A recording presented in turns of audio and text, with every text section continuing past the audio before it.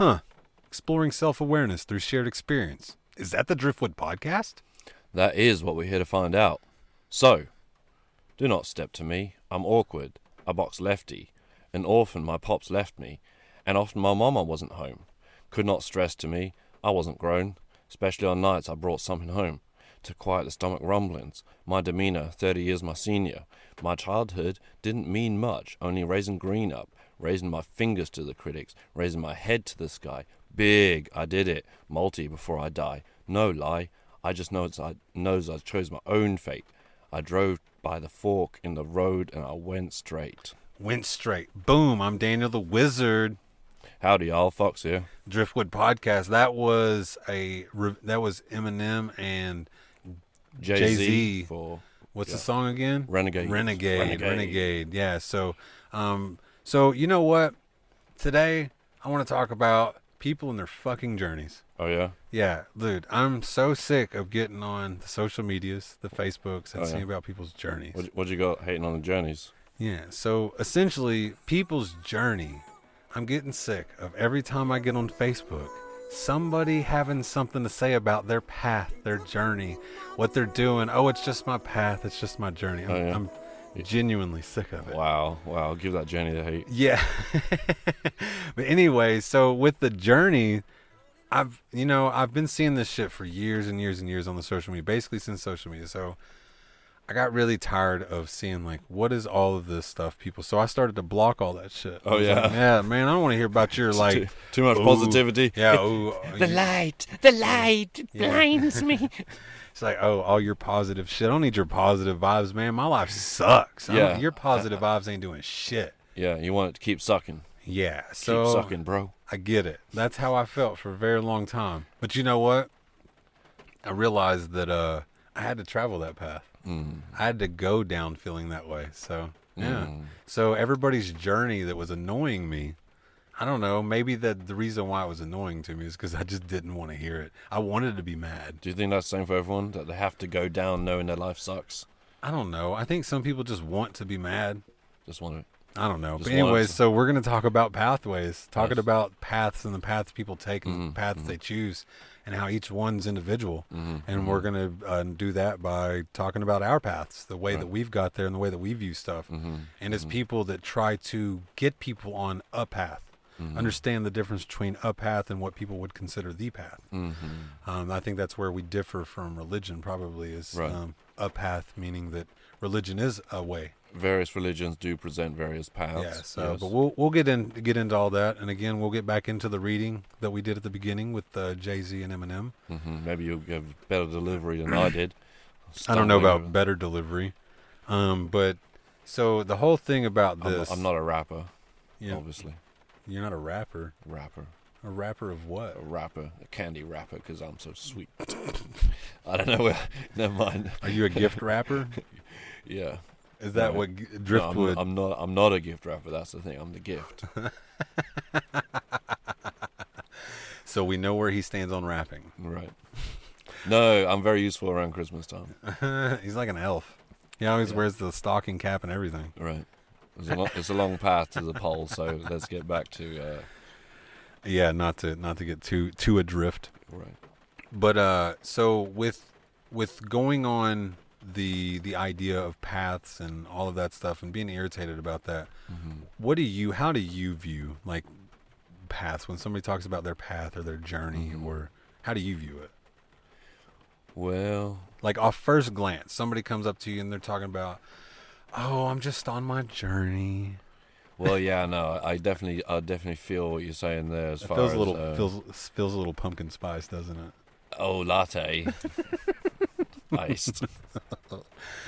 I'm just on my journey, you know. Well, sure. Me and Brighton are just like, just exploring other spaces. Yeah, just on my journey, man. Finding ourselves in other people's beds. I mean, So what do you think about that first representation of like the way everybody talks about like being on their journey or their path or whatever? I get what you're saying. That whole hippie trippy. I sniff bullshit, man. Like I just sniff bullshit. It doesn't feel real. I guess it could ring as an excuse, like, yeah, I'm just doing my thing, whatever, whatever happens, happens. But then I think That's a no path. It's a no path journey. You're just roaming around through the brambles. well, yeah, that's the thing, I guess, about a journey and a path is you have to have a destination you hope to achieve to get to, and sure. for some people that's heaven, I guess. Can be. But anyway, so yeah, at first glance, how do you feel about that? How do I feel? Path, like when somebody's talking about their journey or their path, how do you feel? Like, what comes to mind when somebody's bringing this up or you're talking about it or whatever? Oh, what it represents to me, or Yes. rather what it represents, what they think it Yeah, represents? like me or... saying that it was the pumpkin spice thing. Oh, yeah, no. That's just my characterization of it. That's definitely a path. The pumpkin path, up the pumpkin patch path. Yeah, you took the words right out of my mouth, man. Stop it. Stop it. I think it's useful to think of one's existence in the mortal realm as a journey, and if one is on a journey, I think it's useful to have a path. It's certainly is more efficient, it's more productive than roaming through the wastelands. Of course, you can find paths that others didn't know existed. So, yeah, you could have some predetermined things. There's that. Well, that would be the opposite to predetermined. Predetermined would be following a path like religion, Buddhism. Oh yeah, sure, Christianity. Sure. Both religions speak about a path or walking in the footsteps of, following a certain routine way of doing things. By the way, if you're hearing the pitter patter, we're yeah. recording in the truck in a rainstorm, pretty much. We're recording outside for a change. At the lake, number 50 actually. This is TDP number 50. Outside. Yeah, instead of just outside, we're recording at the lake in the truck. This is weird. It's a weird setup. So we got all the mics and stuff set up in here. It's interesting. Yeah, like we said in 49, kind of outside. If it's not outside, it's kind of outside. We can at least see outside usually. Yeah. Or at least know what it looks like. Right. We're not stuck in the box. But anyway, so paths. So whenever like I think about paths now, like as far as before, like thinking about this hippy dippy shit, right? I thought that that's all it was, right? So I thought that like the only thing a path was is you had to be this fucking nutcase that was just talking about how like, oh, if you just let it happen, it'll happen. And like I catch myself saying some of that shit now. I'm like, oh my god, it's so gross, right? Because I don't feel like it captures the essence of what it is. And I think that until you understand what like a path or a journey or what you're trying to do, like some people I think just exist. I think some people are okay with just existing. What do we call those, NPCs? You know, they just exist, they feel their function and nothing more. Yeah, they get in a hamster wheel and run along in the rut. Right. So it works. Oh, certainly. Yeah. Generates power for me. So whenever I think about the path and journey and people going through this stuff, man, I realize that like all of those representations of things, people are just trying to show like how good I am. Oh, I'm doing so good at doing my things. I'm like, I've been going through this shit. I'm like, it don't look that pretty. Well, you're talking about the path of virtue signaling. Back on this shit. The path to virtue signaling. I want to say something. I think that this is something that both of us can stand by. Is the Driftwood podcast really is not big on the virtue signaling. No, I don't think that that's something that we're too keen. It feels fake. Like it's kind of weird because we're more about doing. Did you just drop your pen? I did. I heard it go. I was trying not to play with it. I was trying not to click it. Listen to episode 3 with Jeffrey. Yeah. Click, was that 3? That was 2. Oh, was it episode 2? Anyway, okay. Education-ish. Yeah. But yeah, no. So yeah, whenever presented with the shit, I lost that pen drop and made me. Yeah, no, I dropped the ball there. Drop the ball. So we're usually taking notes, but you don't have a pen to take notes now, right? I dropped it. Would you like to grab it and I'll carry the weight? Anyway, so understanding what a path is or whatever, it's so silly to me because I don't really feel like you can open the door if you need to. The closing may be like, oh, we got it. So I didn't understand what these people were talking about because it really felt fake. It didn't feel genuine. So that's the virtue signaling thing too. The biggest thing about me personally is if it doesn't feel genuine, it's not real. If it feels like you're acting it or you're feeling it or you're playing it, it's not real. Right? It's made up. And I know it's a made up path. Well, not even just the path, just like that's the feel that I get is just it's made up. Right? I see. So it feels artificial, if that makes sense. Hollow. Yeah. Yeah, so whenever I would look to try and get better, oh, that rain's starting to pick up. Yeah, we got some lightning happening. Yeah. So, anyways, disturbance in the upper atmosphere. Sorry, I'm going to throw down and off the conversation. We're talking about the storm. No, this is really bizarre. So we're recording episode 50. So we'll get back on track in just a second. So we got to point out the obvious things that are going on here. So limited time and availability. We kind of had to jump on the first opportunity to get this together. We were trying to actually do something a little bit more soiree with 50. We were going to try and do something where we were together. We were putting on a thing and kind of having some people together, but just our lives move too fast. Yes. Right? And we often find ourselves waiting. And when we wait, we miss a lot of shit. Right? So now we're out here in a fucking rainstorm trying to record episode 50, and I think that this is a good champagne breaking. Nice. Champagne shower. Yeah. Minus the champagne. Yeah, I mean, we made it to episode 50, man. This is a big deal. It's really important to me and the goals that I had for this, so I don't want for that to pass by. It's a big deal for me. Yes. Because it took a lot of work to get here. I mean, we're out here in the middle of a rainstorm where, honestly, bro, the first year, this wouldn't have happened. We wouldn't have been out here in a rainstorm recording this thing. Yeah, no, weather's too bad. Yeah, no, so I don't know.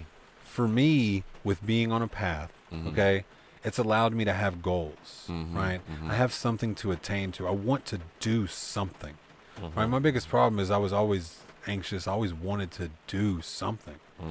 Problem is I never really knew what I wanted to do. Never knew, man, because all of the things that were available to me, that seemed like, no, I don't know. I'm not going to do that. Well, having a thing to do is definitely useful in a situation where you find yourself sitting around wondering what to do, and also is useful in a situation where you find that you have so much to do. So yeah, having a thing to do is useful, but I think there's a danger in saying that this thing is now the thing that will resolve, whatever the issue is. Yeah, but think about how many people don't know that they have options. Like, if there's this pre-prescribed version of the way that you're supposed to live your life, man. For a long time, like, I just thought that this is how stuff was, and I would see all these other people living this bullshit. I was like, there's no way that that's real. There's no way that that's the life that they have. They're making it all up for show because they're trying to get clout or whatever. Right. I was in such disbelief that people could actually be that happy, that cheerful. It seems so fake. I never knew what that was like. It seemed so unreal. Fake book family photos. Yeah, no, that's how it felt. So when all of these feelings about like being on a journey or path, I was really reluctant to do that. Whatever that was, is because that's where you get lost. That's where you become one of those weirdos.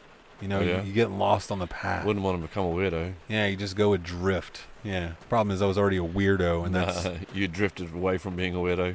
I don't know, man. It made it difficult because whenever I would always want to do these things to be better at stuff, but I never understood what I was trying to do there. Thing is, I never understood what I was doing. I never understood what this was supposed to be for.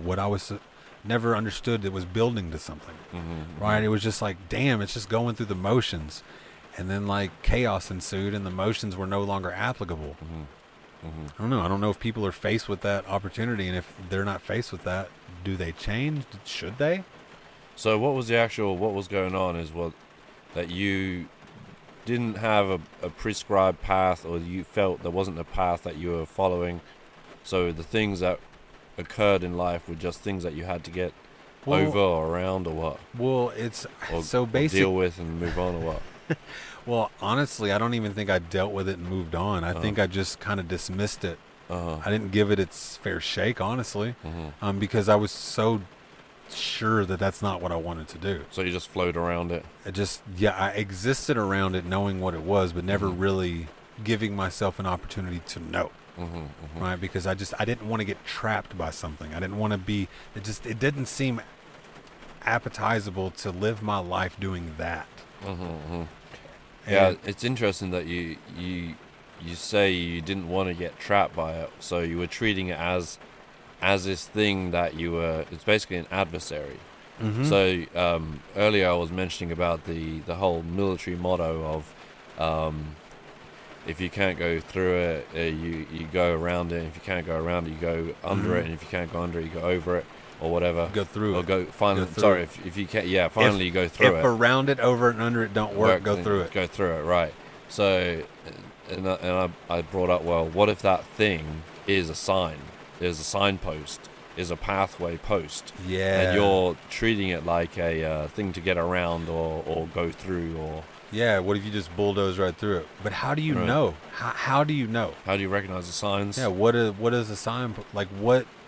Basically, you ask God, and if you get struck by lightning twice in a row, it's definite. Definite. Don't ask a third time. Yeah, definitely don't ask the third time if it happens like that. But whenever you're trying to determine like what's important, it's difficult, man. Of course. Well, what I've learned, like with these things, me being on my air quotes path, I still don't like calling it that because it doesn't really capture in full way the essence of what the hell it is I'm doing. Right? It's not just a path. Like I'm really trying to grow. Like it's not a path. It's just an effort to be a better person, to be a more contributing member to society, but on my terms. Well, I mean, path, whatever you want to call it, that's just a metaphor for the string that you string through time, your thread through time. But how many people consider that they're on a path and they can't get off of it, or this is the way that it has to be, and all of that shit? Those are the things that prove difficult. Well, yes. I mean, as far as your existence, you're always on a path. You can choose to not walk anymore, to not progress any further, to sit down by the side of the road, and that's fine. Take a rest. The thing is, if you stay too long, you'll grow moss. You'll rot. All right. So on the signpost, is there moss or rot on the signpost? It depends who placed it. It depends. I mean, if it's a new signpost, if it's decent. So just to give you a visual. So think about like if you're going to one of like Six Flags or one of these theme parks and they have these signposts up that say, oh, like China's this far away, Alaska's this far away, and then has this all stuff going in different directions. Well, in reality, I think our lives have a lot of those. But also, they don't look like that. Sometimes they don't look like that. Sometimes it's not as obvious that it's a signpost. Sometimes it's something as simple as a strange fella standing by that way, and you're just like, I'm not going to go that way because that fella rubs me just a little bit the wrong way. Yeah, but that's about recognizing. So yeah, that is definitely about recognizing. Go ahead. So I was watching this presentation about Planet 9, or Planet X as it's sometimes called. This hypothetical huge planet that's supposed to orbit our sun. We've yet to see it or detect it, we've detected its apparently detected its motions. So they're looking for this huge planet, can't find it. It's in the solar system. Yet we can find planets that are light years away around stars that, exoplanets. Fucking amazing. Right. It's amazing. So the point of that is that the reason that we're able to see those things that are so far away. Oh wait, no. As far as the maps and the signposts, so they put it into perspective. Like we're able to see these planets. It would be like seeing someone standing in Moscow. If you were in London, seeing someone standing in Moscow, that would be the comparison. So you have these powerful binoculars or whatever. In London, you can see the dude in Moscow. That would be seeing this exoplanet. Now, finding Planet 9 would be like someone standing right in front of your nose, and you still don't see them. Too close. Too close. The method of viewing. And that's the thing when you say, well, how do you recognize signposts? How do you determine a path? First, you have to know what you're looking at. You have to have the right way of viewing. Well, I think a lot of it goes back to like what I've said in the past, like intuition. And what I was leading up to earlier with recognizing that like when you see those things, it's like to trust yourself. Like that feeling like I'm not sure why, but there's something a little bit about that doesn't feel right. And me, a lot of my life, I didn't use that as a barometer. I just kind of, okay, this is what I'm supposed to. I did it anyways. Trust your gut. No, not even trusting my gut. My gut was telling me not to, but mhm. everything and everyone else was telling me this is what I should do. So you conformed. It created a lot of conflict for me because I always missed. I always didn't feel attached or anything like that to it. I didn't have that spirituality. I wasn't connected to it. And Didn't have the relevance to you. yeah, it didn't make sense to me because it just wasn't something that I felt. Right. And because I was going against what my feelings were to not do that or whatever. I didn't really get a chance to explore those. But what I'm learning is that if I trust myself, my intuition leads me pretty good to know, right? And I think it's something that inherent in a lot of people, but when you're forced when you're younger to not to be that way or allowed to be that way, it's really difficult as an adult to find that voice. Well, you know what? It's very interesting that you're taking that angle on it, considering how you opened as the antagonist towards this whole hippy dippy finding the path shit. Okay, so here's the approach I would suggested is more. Okay, so you're a hunter, you're a huntsman. When you're in the woods as a novice, and not even a novice, as you know nothing. Everything kind of looks green and brown, right? And there's noises all around, and you're not quite sure what's what. That's kind of the beginning of zero knowledge, right? At least you know you're in the woods. You know what you're trying to do there. Yes, you're supposed to be doing something. You're in the woods. You know that much. Now, as a more experienced person who's followed the hunting path, shall we say, for some time, when you're there, the trees look more individual than to someone who doesn't. It doesn't look like a forest. You see the individual trees. You see the individual trees, and your eyes will be scanning for tracks, for broken twigs, for scraped bark. You notice different things. Yes, you'll be looking for the signposts that tell you which way the animals went. Right. Well, the reality is I didn't know. Just as coming up into trying to be a better person, man, I thought I was being a better person by just doing the actions, right? Going after the things people said that I should do because that's what I should do. A prescribed path. Doing what somebody told me would make me successful or for me to be. But the reality is I was never really allowed to explore what that actually meant. And I don't know that allowed. Maybe I just didn't know how. All right, so I don't know. Wasn't really a whole lot of success in my immediate family, still hasn't been. But so I don't really have an example of what success really is. I was just always told, do this, do that. And I think that was a prescribed thing that they were told and taught. Right. So it was just kind of like those, well, this is what we got and this is what we do. Inherited wisdom. Yeah, well, I didn't operate well under that at all because I'm just like, this is, honestly, I felt like it was very boring. It was like, this is super mundane, this is boring, and this is, like, there's so many things, and we're stuck here with this. Is that why you always resist my proposal of apprenticeships, like sticking with what you've grown up in? Well, yeah. Well, I don't think I'd dispel it, but honestly, it's scary to me. It's scary to me to be stuck with one thing because I find all things useful, and I don't want to limit myself to one useful thing. Whenever I feel like I'm useful in a lot of things. Well, to some people that certainty is comforting. Well, that might be where I'm failing and missing also, is because I'm unable to attach myself. But what I was going to say is, so far, the only thing that's presented itself that feels right is a stinking podcast. Nice. So this is probably the only thing that I've committed myself to for the duration of time that I have. I'm uninterrupted, honestly. So I don't want to get sidetracked too much, but since we're on it, I want to ask another question on that. So you say it doesn't feel right. Does it not feel right because you're resisting it? Or does it not feel right because it isn't right? Well, what I'm saying? Well, what I've learned with me specifically is it's usually the human part of it that was wrong. Like there was some part of it didn't match, it didn't miss. There was something there that the information that I was receiving visually was not the information that I was receiving audibly. Right? They were two different things. The things didn't match, and it just gave me an uncomfortable feeling. It's like you're presenting this, but that's not what I'm seeing. Okay, you're presenting to me this, and it was the overexertion of trying to present this image of things that always felt, again, like we were talking about earlier, it felt fake, felt processed. Right. So, but that's what everyone was doing, so that's what I was supposed to do. My college tutors, they would always aggravate me with this phrase. They would say my work was contrived. contrived, and that's what it is. Contrived behavior, that fake put on Mechanical. for a particular, mechanical for a particular purpose. Yeah. And I've never flowed well with that. I hated that criticism, but I don't know if it's true or they're But just what's really aggravating me. funny is when we describe our artistry work, I describe you as somebody that's more free-flowing in nature, and me as somebody that's more like the brute, like the trying to make something that wasn't there, whereas I see you as more the person trying to show what's already there. You're trying to grow or to carve away. You're trying to show what's already present. Right. You're trying to show what you see. Yeah, like the bonsai and the carving. Yeah, again, that's the two paths of Zen, is the Renzai or the Soto, the hard or the soft.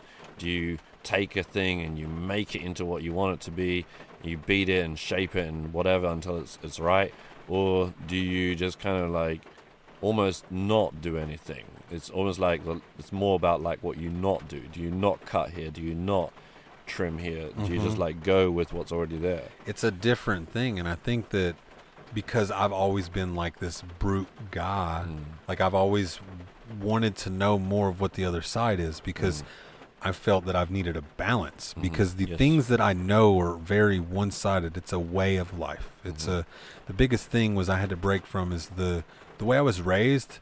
That's a way of life, and that's like, this is a way of life. Yeah, no, dangerous actually. If things are not balanced, you'll end up limping, and then you'll get it go in circles. Well, when it's a way of life, literally. Yeah, and you have to accept the things that you don't want to accept, because that's just the way of life. Backpacking tip, by the way, if you're walking long distances, make sure your backpack the weight is evenly distributed, because slightly hanging backpack not only will give you sore back and sore shoulders, it will also encourage you to walk off center, off line. Yeah, you want to make sure when you're putting a backpack on, you feel like you're not leaning forward or back, and it's comfortably sitting in a postured walking position. It's funny how we talk about the backpack thing from time to time. Yeah, man. It's like, well, honestly, if you look at it, the backpack in our instance is always a toolkit. Yes. So the backpack is always, if you could symbolize it as a toolkit, a backpack, whatever you want to do, basically a thing that holds shit for the things that you're doing. And on my journey personally, it's all about acquiring the tools that I need for my path. Okay. So the tools that I need for my path require that I'm reading books like Essentialism by Greg McKinnon, right? I'm learning how to get rid of the things that I don't need, because I've spent my whole life wanting and having things, right? The more that I have, the better I am at it, or whatever it is. So this whole like unprogramming thing means that I don't trust other people's information, man, because I've been fooled too many times. So a lot of my path has been me hitting my head against the wall because I refuse to listen to other people, because I don't trust people. So you're deprogramming? That's what I've been working on for the last probably 5 or 6 years. Nice. Deprogramming. That's created a lot of friction in my life, Yeah, though, man. It will do. Honestly, though, that's the best friction that's been created in my life, because it's resulting in the happiest feelings that I've had, the best feelings of, I don't know, man. Honestly, before I got to the point to where I'm at currently, which I still deal with shit, man. It's still hard. But before I got to this point, I didn't even know that there were days that existed with how happy and excited and joyful and light that I feel a lot of days, most days actually. And it's a big change from childhood and early adulthood. Nice, man. And then I'm talking about doing the podcast because, man, I'm proud of myself, because I've committed to something, man. So many people, I think, naysayers, people that would talk about me behind my back, thought that I wouldn't commit to shit. Thought that I wouldn't achieve anything or be able to stick with anything. Well, it's easy to believe that when, I speak from myself now, when you have a feeling of incompleteness, of having lacked in completion in the past. Acknowledging lack. So... Well, that's a big thing that I'm on right now with my journey, my path, my whatever you want to call it, how I'm living my life, is me acknowledging the places where I lack. It's like being real honest, like, man, I really suck at this. It's like I would try to present to people that I know what I'm talking about and I know what I'm doing, but in reality, those are just the prescribed words that everyone else says that I heard that I think are supposed to be right. But the reality is, I suck at it. So you're saying you're constantly experiencing this. It's like Jesus Christ. So from the metaphor earlier, that's the being by the river or being in the river constantly by the river. It's constantly flowing. It's constantly there. Or from oasis to oasis, which is, I guess, more of a prescribed, routine-based, such as achievement to achievement. You live achievement to achievement. Right. Right. So I guess that would be the oasis to oasis thing, right? The achievement to achievement. Whereas, the path between the two oases, I would argue, would be more valuable or equally valuable because that's a different lesson. That's actually, I think, where all of the good things come from, is the path between the oases, so you enjoy the oases. Certainly. Walking the distances between will make you thirstier for what is to come. Certainly. Especially if you're thinking about what is to come and you know that you're going to it. So what if you think about your life that way? What if you think about your life as an oasis, right? You want to achieve the next oasis, okay? So the closer you get to it, the thirstier you get. You're like, oh man, all right? But what happens if you're not sure that there's an oasis there and you're building up this thirst and you get there and it's dry and you've just built up all this hype, this expectation, and then you're just like, shit, I was wrong. Right. I was wrong. This is not an oasis. And now I'm going to die. No, well, I mean, maybe, yeah. I think maybe part of the problem there is the expectation. The expectation that you know what's going to be there. You have to accept that a small part, that there may not be an oasis there. You have to accept that this venture may not be all that it's cracked up to be, but you shouldn't focus on that. I think something else to consider with the oasis scenario is that you are bound to conform to travel, to make that arduous journey from oasis to oasis. You cannot stop. You cannot say, well, I'm just going to sit and rest here for a few days, because you're going to run out of water. You're not going to make it in time. Because the oasis will run dry, right? And you will have to go find the next oasis. Right. So the benefit of having the river there is you never thirst, but it may be overwhelming. So the river could be overwhelming. The constant flow of water, but being able to get water when you need it and not be drowned by it when you don't. That's the path. That's the path that I think some people say, like Bruce Lee, like flow like water. Are you going to walk on water?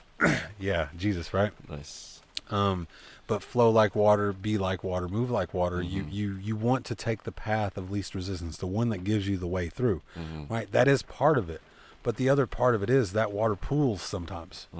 Okay, so what happens when that water pools? Well, if it overflows, it'll eventually flow again. Yes. Right? The reality is sometimes you have to sit and wait at the pool that you're at the pond that you're at, knowing that you will proceed onward at some point. So there's just, if you're viewing it negatively, like, oh, I'm missing out, oh, I'm not having this, or oh, this isn't there, and as soon as I get this, I will be able to, and as soon as that's there, I'll be able to. No, the fuck you won't. You won't. That's not what's stopping you. I'm sorry, that's not. It's not that one thing, oh, if I get this job, I'll be able to do this. If I get that dollar amount, I'll be able to do this. That's not what's stopping you. I promise you.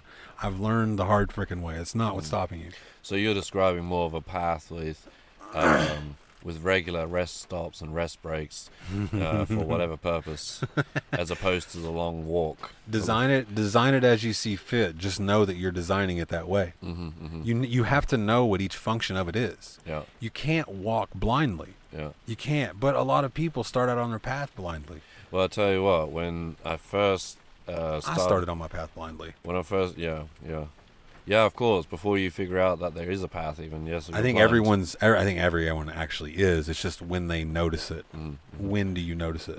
And yeah, go ahead. Sorry. Well, yeah, when I first started realizing the fact that I'd been born into a prescribed path, as it were, in various prescribed paths, as far as religion and background and all the rest of it goes.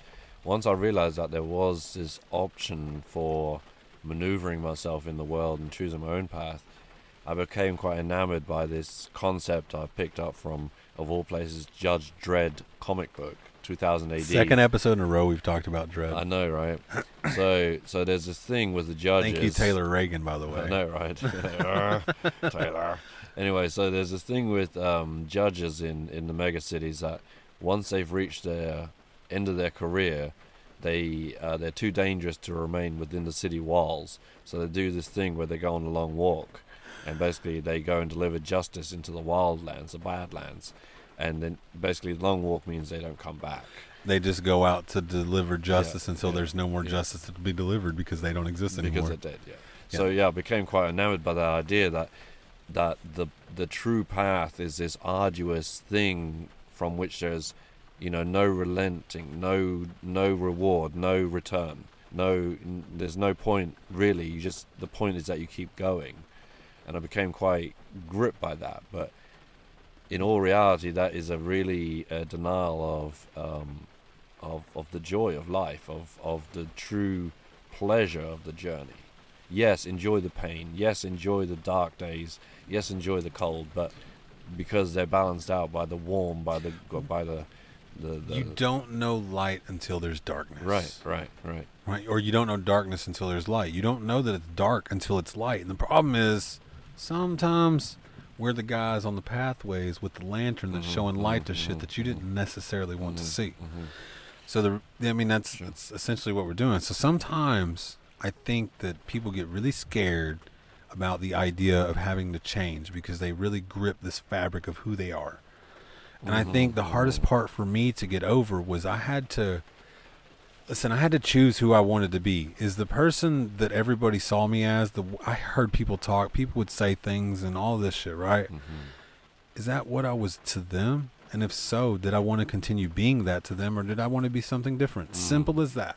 It's interesting you say that, because basically what you were confronting there was the reality or unreality of the public persona you've created.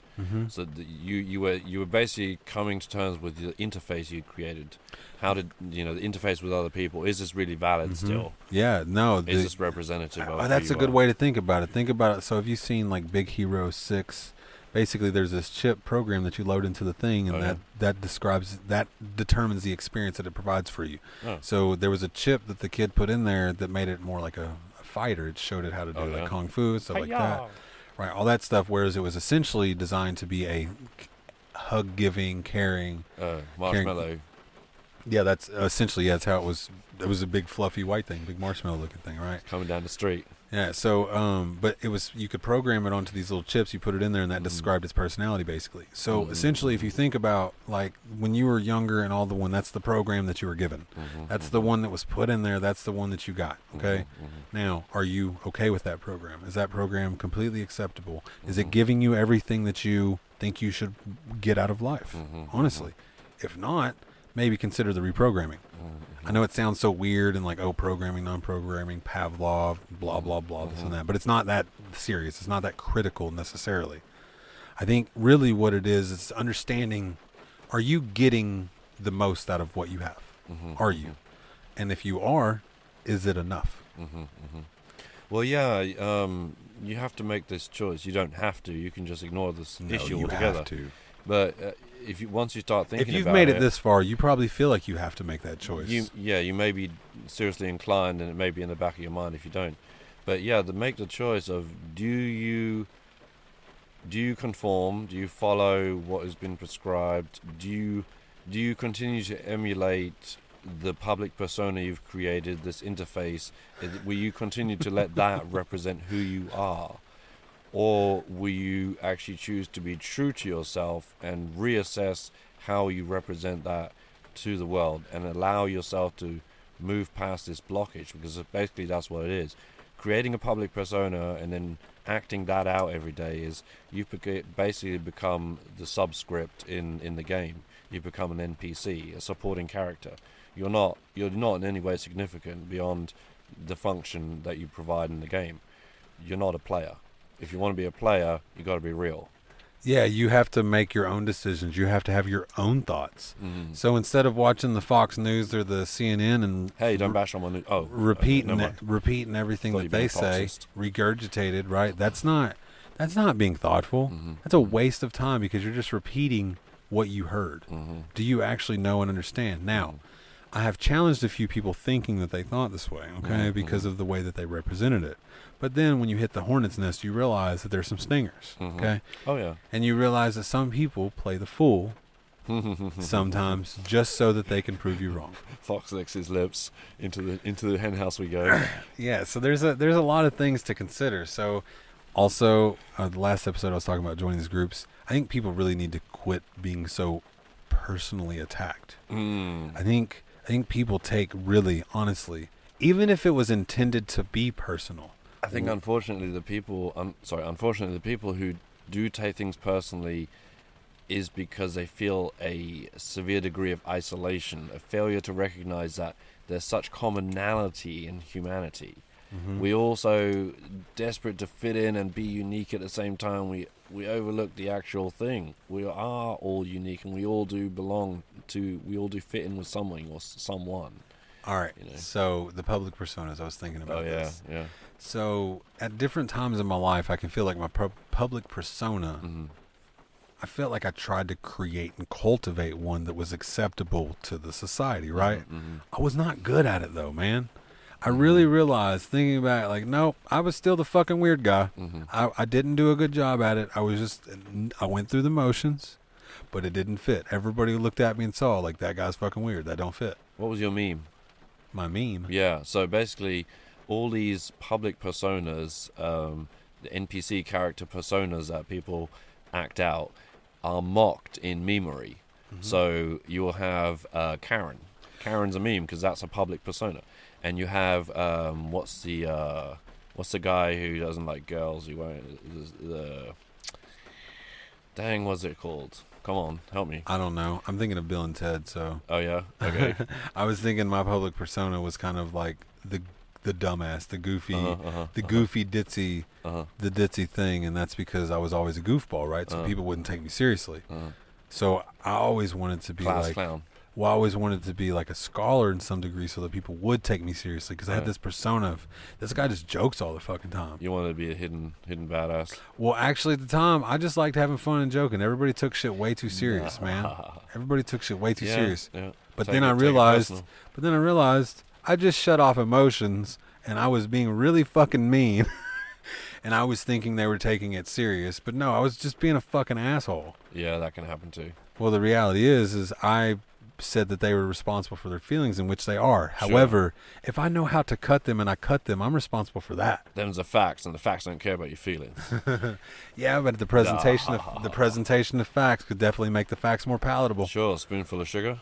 Not even sugar, man. Give them something else. Butt plug. Yeah, that'll work. So the public persona. So at times my public persona would be super off the wall, super weird, but I don't think that people actually viewed me that way. I think that was just me thinking that that's how I was presenting to the world. Right. And I realize now that I know why a lot of people probably didn't talk to me. I just need to make a disclaimer. When I said butt plug, I meant to say suppository, and I do not encourage the use of those either way. Why not? Anyways, just because.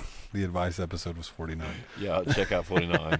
Get some good advice. Sounds like it. So we discussed a little bit about signposts or whatever, but that's after you're already on a path.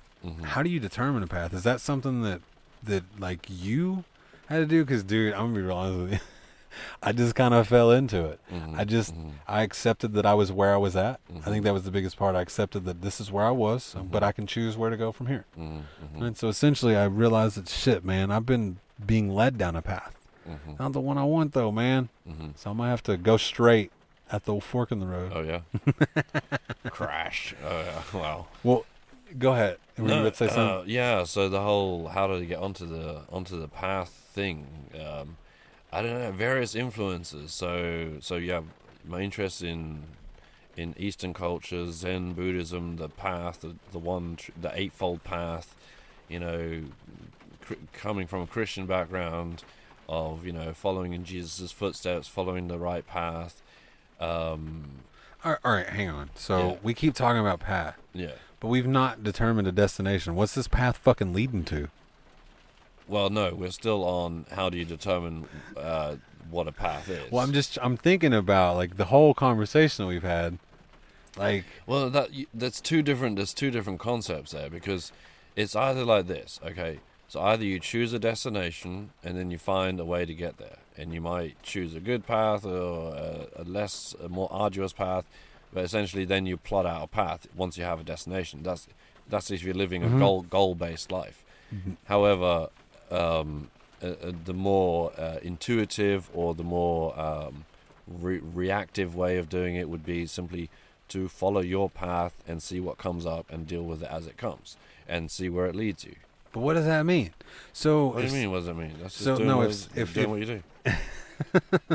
So think about this. So if somebody is telling me like, oh, you're just on your journey, and like, I'm just like, what the fuck do you mean? I'm like, dude, I show up, I go to work, I do all this stuff. Like, what the fuck you mean? Like, I still don't get what this is. I'm just trying to be an example of like somebody listening to what a path or a journey or whatever.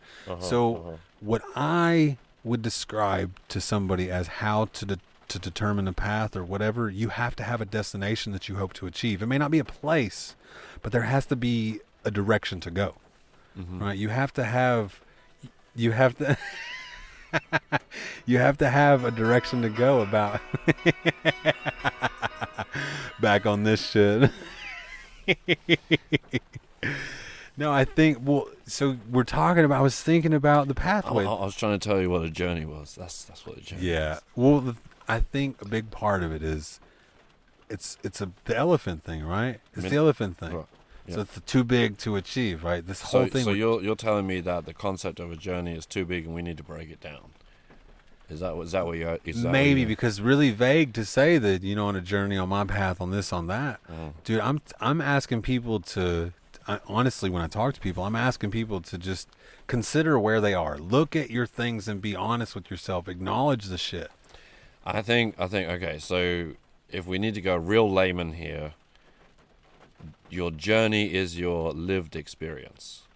There you go. Is lived experience, past, present, and future. It's what you experience in your life. That's your journey. And that experience, the way you experience it. Right. And that journey that's all around you as you travel is determined by where you place your feet, which steps you take in life. And as you take steps, you make, basically every step is a decision. Every decision you make carries you forward through in time. And that is your path that you're then walking. And as you walk that path, your journey, that's your journey. You're supposed to observe on the path. Is that still too obscure? No, I think that essentially breaks it down for people, that everyone is actually on a path because they are waking up doing something that day. I think a lot of people, when we shine light or other people shine light on things, they get real conflicted. I'm like, that's not the information that I have. That doesn't fit. That doesn't match. But then after a while, it starts to simmer in the back of their mind. They're like, shit, maybe they were onto something. Now they're mad at us or mad at me or mad at you because now they're questioning things they didn't question before. Yes. The problem is being on a journey, I think you have to question things. Well, you know how I like to describe the job as and being an agent of change. So yes, certainly you have to expect that if you cause changes in people's lives that they are unable or unwilling to deal with, and you create that reality breaking cognitive dissonance situation, of course you can expect that they won't be happy with you. You've shattered their reality, and why would you do that? First of all, I was perfectly happy with my reality. I realize that might be why I rub people the wrong way too, is because I alter what their reality actually is. Of course. Because I'm not what you get. Like, what you see is not what, it's a different thing. It's not, and I don't try to be a certain way. I'm just genuinely trying to be me. And if I feel it, I go with it, right? Now, there are parameters and stuff like that, but I think what I'm identifying here, though, the problem with people and being successful on their air quotes path or journey or whatever, because that is a problem, people being successful at it, I think it's the expectation. What are you hoping to achieve? What's the goal here? Oh, I've got it. So earlier you were like criticizing the whole hippy dippy shit again. I know that's the second time I'll say. Consider it, instead of a journey or a path, consider it a mission. You're on a mission, man. What's the mission? Yeah. What's your mission? What's your mission objectives? How, what's your ingress, egress? How are you going to get it done? How are you going to get there? Yeah. I mean, I think that's... If you want to be all macho about it. Yeah, I mean, I guess that is a way to do it. Nah. But expectation. So expectation for what it is to achieve. I think that you have to be realistic and honest with yourself. And if you don't trust yourself, if you don't have intuition with the things that are going on around you, how can you have proper expectations for what is to come?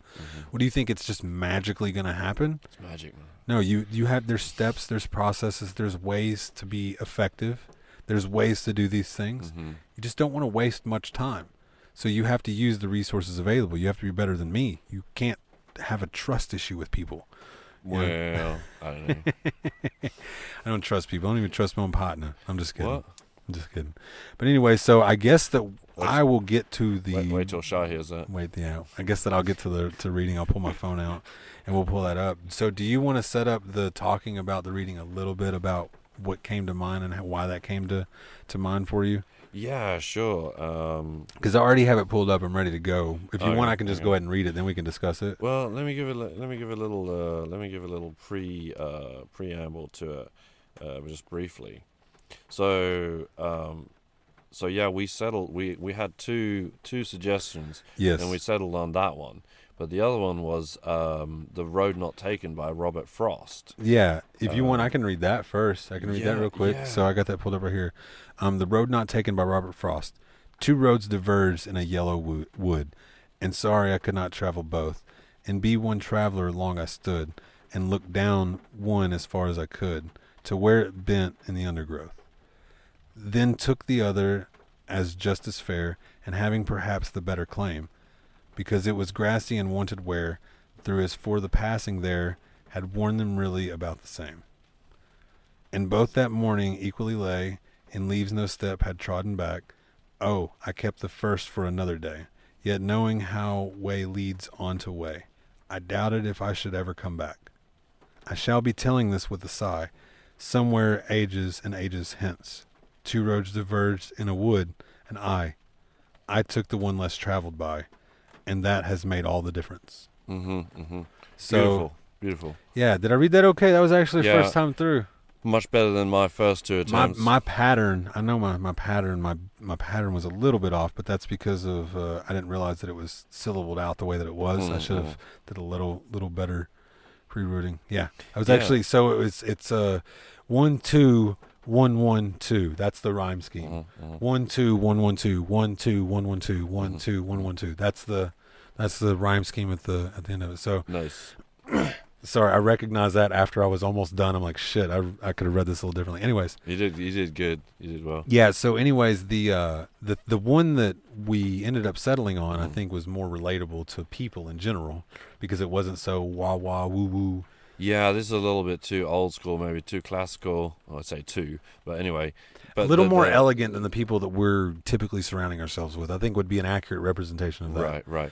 And it was because of the title, The Road Not Taken, or I took the one less traveled by, and that made all the difference. Yeah, so I'm going to read this Eminem and Jay-Z. Yeah. And I don't actually know whose part this is. I don't actually remember. But I'm pretty sure it's Jay-Z. So, anyways, excuse me. So, I'm going to read now. Do not step to me, I'm awkward. I box lefty. An orphan, my pops left me. And often my mama wasn't home. Could not stress me, I wasn't grown. Especially on nights I brought something home to quiet my stomach rumblings. My demeanor, 30 years my senior. My childhood didn't mean much, only raising green up.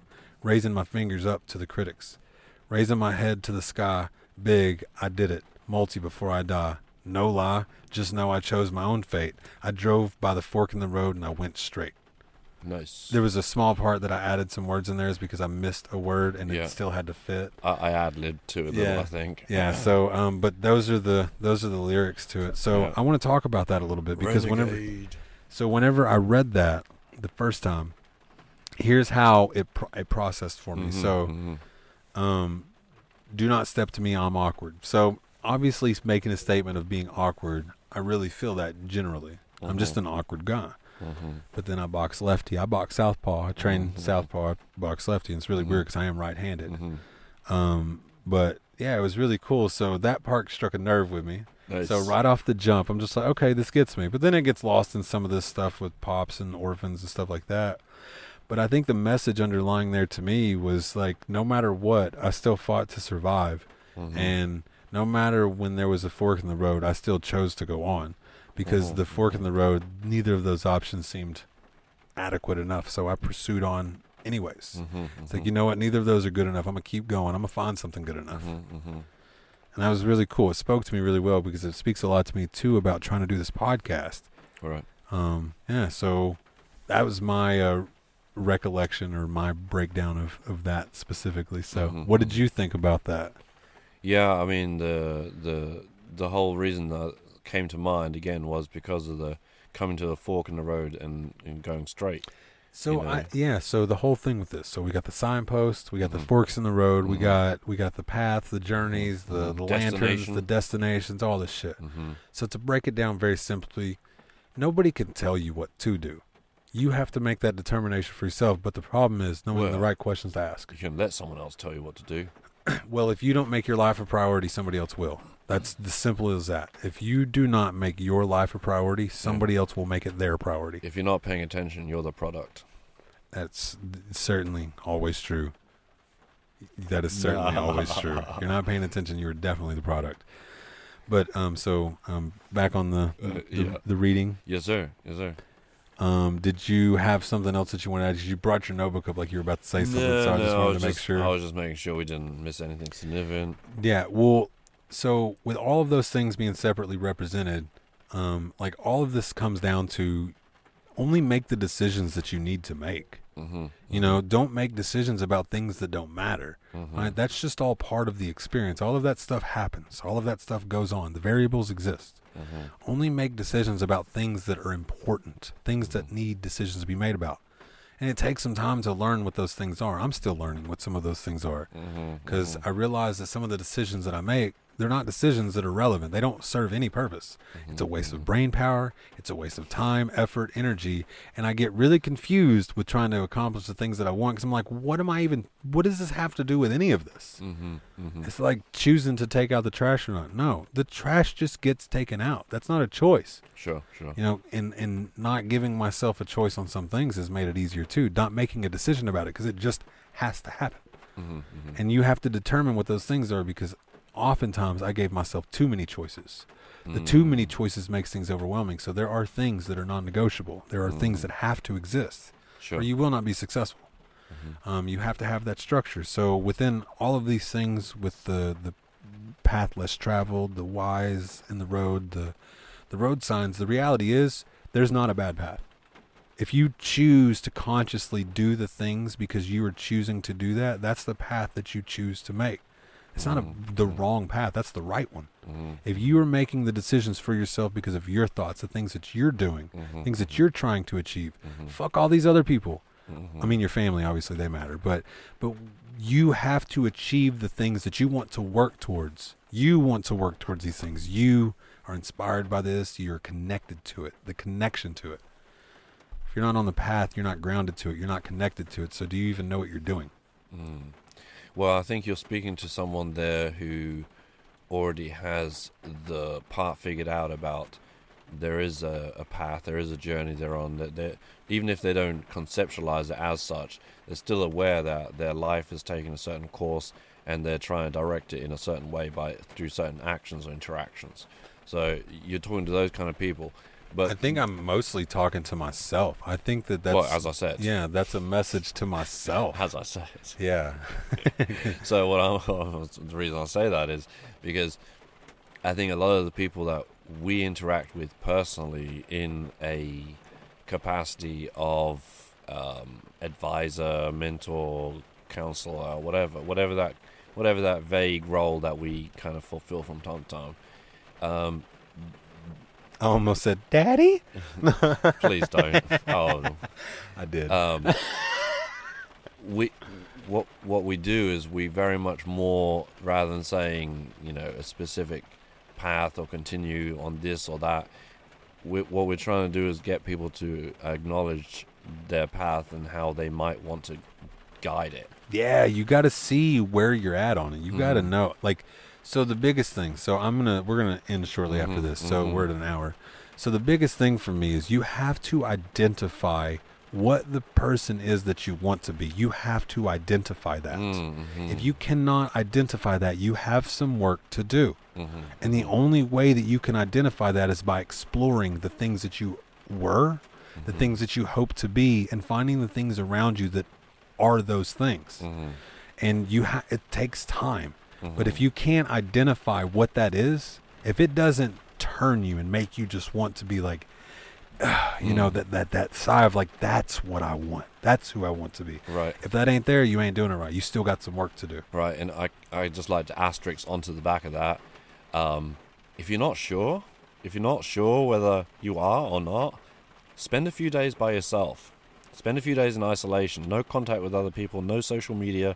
No television. No nothing. Just by yourself. And a notebook and a pen. Yeah. And write down. Yeah. Write down. Just write down what you're experiencing, what you're going through. I bet you won't want to read that when you were done. Yeah. I mean, even without the notebook, just spending solitary time will bring up, if there's demons there, they will rear their heads. I suggest bringing a notebook so that way you can get rid of it out of your soul, out of your body, and put it somewhere so that you can go visit it when you want to visit it. I agree. As a journaling thing, very helpful tool. It's something I got to get better at. It's something that I encourage people to do, but I don't put it in practice as much as I should. I have been getting a lot better, but it's still not good enough. Never is it good enough. And I think, well, maybe it's because you're still thinking of it too much like a hippy-dippy thing. Yeah, that's a big thing that I have. That's a big problem that I have, man. Maybe you need to treat it more like I do with your children. Number 6, report end of the month. Situ report is due on my desk 9 a.m. Yeah. I'm telling this to a 6-month-year-old, so... 6-month-year-old? 6-month-year-old. Okay, cool. I am going to put that on a shirt, and it's going to be how many months-year-old I am. I am like... Yes. I don't have no fucking clue. That's a lot of months. Anyway. You have more months, though. At least 100 more. More moons. 100 more. You have at least 100 more months. I'm richer in moons. If moon were currency, sir, you would have more than I. A moon necklace. But if mass were a currency, I would definitely be winning that one. Anyway, see, it's all about what is important is to whether you are valuable. Anyway, so that's it, guys. Relative. So this is the Driftwood Podcast. I'm Daniel the Wizard, and we have Fox. So if you want to check us out on buymeacoffee.com/Driftwood, DRYFTWOD. We're going to have exclusive content on there. We are working on it actively. So go help support us over there. Also, if you don't want to do a monthly subscription, you can just do a Buy Me a Coffee. It's $3. It helps me go up to 5th Avenue basically every day and buy a coffee. So anyways, check out the things coming up. This is number 50, man. Congratulations to you first off for sticking with me through this crap. Likewise. Yeah, it's been a real pleasure thus far, and I can't wait to see what the next 50 really look like, man. I'm really proud of what we've gotten accomplished in 50, but I think that we're going to look much different at 100 than we do right now. So you guys be on the lookout. You stay ready, and I think that we're going to get to 100 pretty damn quick. Appreciate the naysayers for fueling us. Yeah. Oh, bring more of those. Share to end on this. We're going to end on this, and we're going to get off. Anywhere that you can share this to someone, share it with them, because the value that is here is something that I don't think people should miss, because maybe it's not that valuable to you. Maybe it's not. That's okay. But if you've made it this far, there's been something in it that's stuck with you. So just share it with somebody else, even if it's just a small part that made you giggle or chuckle. Or maybe it was that one thing that you're just like, man, I can't believe they said that. Whatever it is, share it with somebody, because there might be things there that help them get out of the thing that they're in that they need help with, that you may not be able to help with. Don't be scared to share something that you're not certain of. Take a risk. Get a chance. Take a chance. Get to know us. Take a chance on me. All right, guys. Love you. This is Driftwood, Daniel the Wizard, Fox. Yeah. See you guys later. Love you.